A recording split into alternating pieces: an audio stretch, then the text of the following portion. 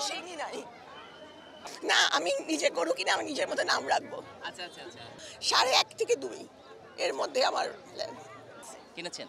এখনো কিনি নাই। ঢুকেছিলেন নাকি ওই যে ওখানে পুরো দেখছি ঘুরে আসলাম। আচ্ছা না সবগুলো নাম দেখতেছি আপাতত।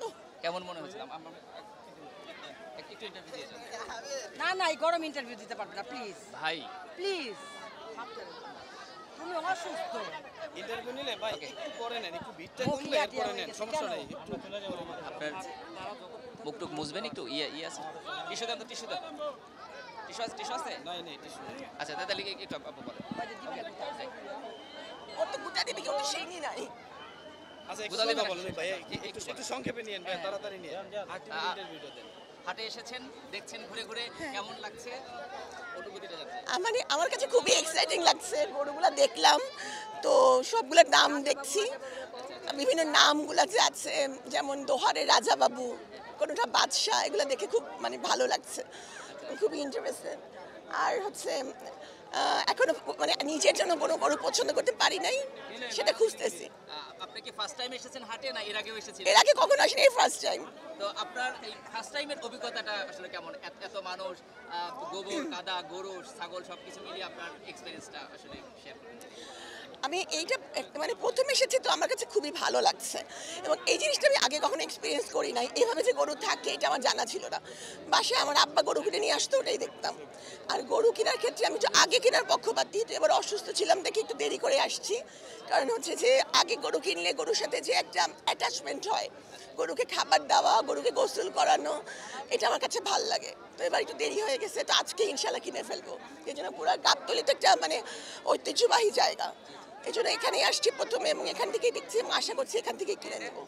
আচ্ছা বিভিন্ন বিখ্যাত গরু আছে রাজা বাবু এরপরে হ্যাঁ, কিং বাদশাহ, তারপরে হ্যাঁ। বাদশাহ সাকিব আল হাসান পরিমণি তো আপনি কি এই ধরনের নাম করা কোনো গরু কিনবেন কিনা না, আমি নিজে গরু কিনে আমি নিজের মতো নাম রাখবো। আচ্ছা আচ্ছা আচ্ছা তো এই নাম দিয়ে তারপরে আপনি এটাকে লালন পালন করে অন্তত 2 দিন বাকি আছে অন্তত 2 দিন, হ্যাঁ হ্যাঁ হ্যাঁ, আজকেই কিনে ফেলার প্ল্যান আছে কি? আজকে ইনশাল্লাহ কিনে ফেলবোই।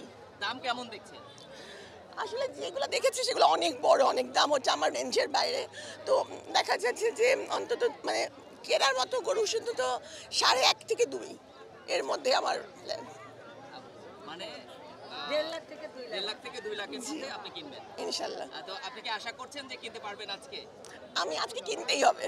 নিজে দেখে আর কোরবানি গরু তো ঠিক লাভজনক হতে হবে এমন কোনো কথা না, এটা তো কোরবানি দেওয়ার জন্য, এটা তো আল্লাহর বাস্তে একটা ওয়াজিব আমাদের জন্য, তো একেবারে খুব লাভবান হয়েছে তবে এমন কোনো কথা নেই। পছন্দের কালার আছে কোনো হ্যাঁ, একটা সাদা লাল কালো সাদা না মানে লালচে টাইপের, একটা কালো অথবা লাল।